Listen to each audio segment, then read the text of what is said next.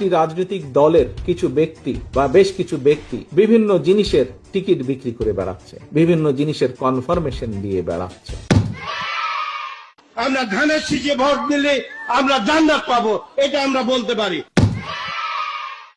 সেই প্রেসিডেন্ট জিয়াউর রহমান তারেক রহমান, তার নাম উচ্চারণ করতে হলে উঁচু করে করবে। শহীদ রাষ্ট্রপতি জিয়াউর রহমানের নাম নিলে প্রতিদিন ব্যস্ত নিশ্চিত। বেগম খালেদা জিয়া যার নাম উচ্চারণ করলে মুখটা পবিত্র হয়ে যায়। জিয়াউর রহমানের হাতে গড়া দল ধানের শীষে ভোট দিলে আপনারা অবশ্যই জান্নাতুল ফেরদৌস আশা করতে পারেন।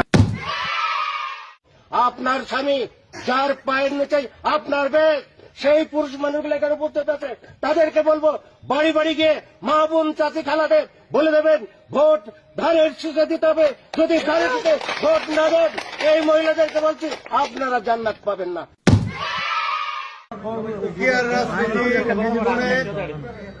আমি মক্কা মনে করি শাহজাহান চৌধুরীর এই বাড়িটাকে। যারা পাল্লা মার্কে ভোট দিবে বরং এরা দুযোগে যাওয়ার সম্ভাবনা বেশি।